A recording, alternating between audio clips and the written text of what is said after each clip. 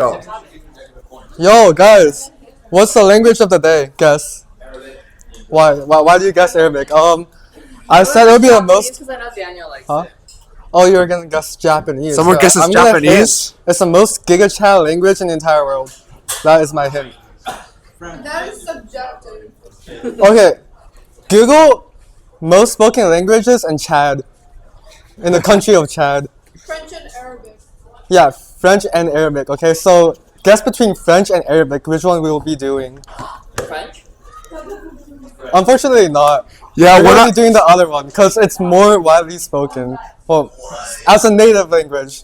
Well, at least the dialects, right? Okay, next slide. We're gonna be doing Arabic, aka Lugatu al Arabiya.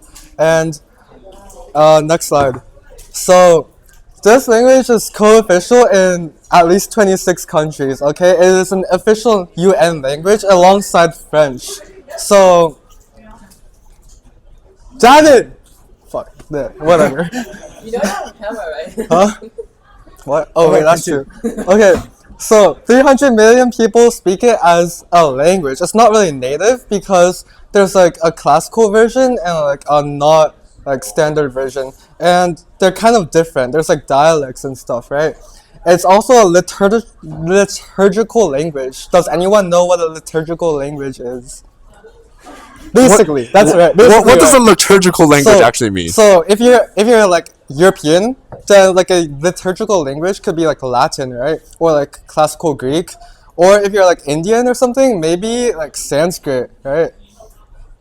If you know anything about that, but or if you're Chinese, then maybe like classical Chinese, because Sun Tzu and like Confucius wrote their stuff in classical Chinese. And it's kind of the same for like this language. A lot of people have like religious texts that are written in Arabic, so that's why it's considered a liturgical language.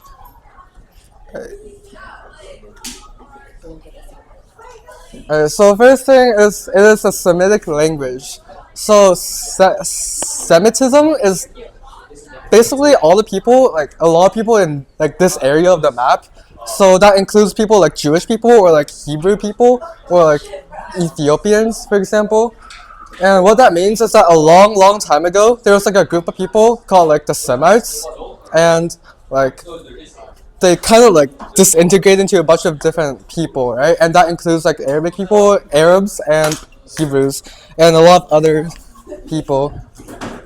A lot of other people. Yeah, a lot of other people. I can't name them all, but like they're like Phoenicians, for example. They're like Semites also, which is why all their languages are pretty similar. And then there's also a thing called diglossia. Does anyone know what diglossia is? It's another like linguistic term. Does it have something to do with glossary? With what? With glossary. And the question asked was, does it have anything to do with the glossary? Like a My Like a vocab words. is not that good. What like does a bank that of mean? words.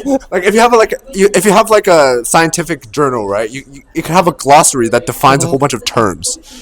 So does it have? Well, sort of. It's kind of like the vocabulary, right? Like, there's like a lot of like vernacular stuff, right? And there's also like the higher up like vocabulary, like, Like if I were to say like, "Oh, Your Majesty" or something, or whereas like sort common of, language. Sort of. It's Okay. like in English, there's like Shakespearean English, right? Like it's really different, but you kind of understand it, sort of. Or like if you're a Chinese speaker, there's also like classical Chinese. Like it's written in classical Chinese, but it's spoken differently. Also in Greek, I'm pretty sure it's a similar situation. Right. Okay. Yeah. And then there's also like a standard versus a dialect. So the standard comes from like a long time ago with like the religious texts like the Quran, and the dialects are like influenced by like regional differences. For example, the Egyptian dialect is pretty well understood if you want to like most people can understand that. But there's also like the Lebanon dialects like of the Palestinian region, and those are known for being very feminine, mainly because they have a lot of French influence. But like, I didn't mean it that way, but okay. So about its script, its script is like a right to left script, which is very different from English.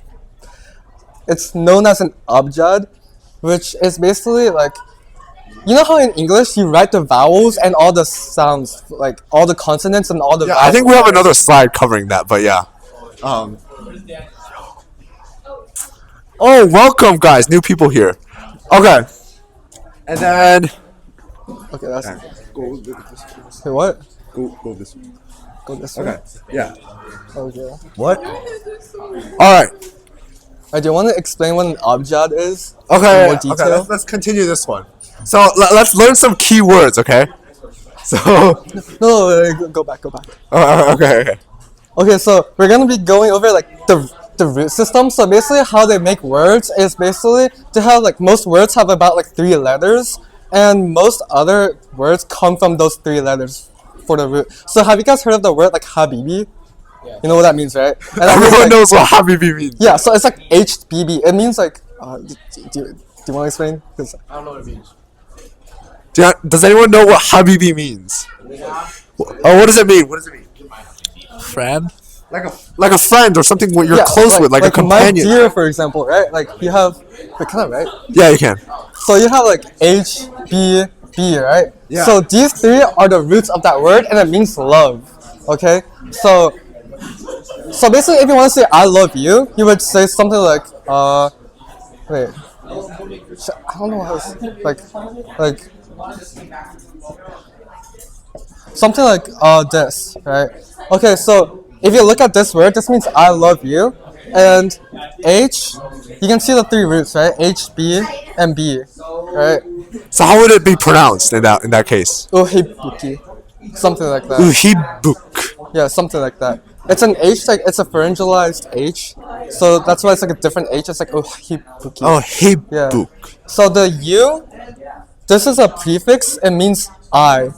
So they combine. They have like this like root and prefix system where like you conjugate it for like your pronouns, right? So like this means like I, sort of, and then this is like the root kind of, and then this means you. Like they add like a K at the end in order to signify that like it's the object is you, right? Yeah. What if the object is someone else? Then Someone you use asked, another what if the pronoun, object was right? someone else? Yeah. So You use another pronoun, Such as like him, for example, right? If it's him, then I think then it's then this would become an H. If you want to say I love him, then it would be like H. Also, another like distinction is that like they have genders, right? So you, like in masculine versus you in feminine are different. So if you wrote like the full form of I love you, you would have to write the gender. Like if you're talking to a man, then you would say ka at the end, right?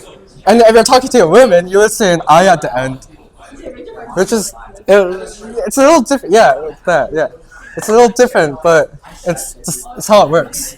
Do you think that's another like example of why there's patriarchy and cultures that speak Arabic? Maybe, could be. That's a good catch, but yeah. What were you saying? Okay, so okay. yeah, this is our last slide. We're just gonna teach you guys some words in Arabic. The first one is Assalamu alaikum.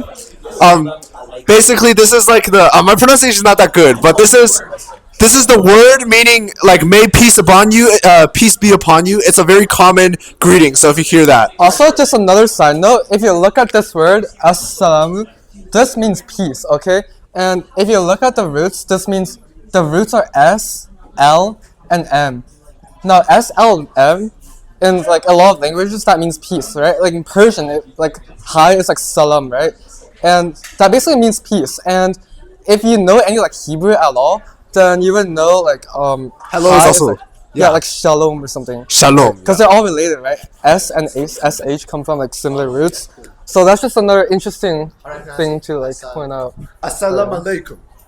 It's so hard. Assalamu Assalam alaikum. Okay. Yeah. Yeah, and then we also have a whole bunch of like expressions that's very common. Mashallah and inshallah. And then yeah. Alright. No, we studied it before, so No, it's mashallah. It's like Mashallah. it's like All right.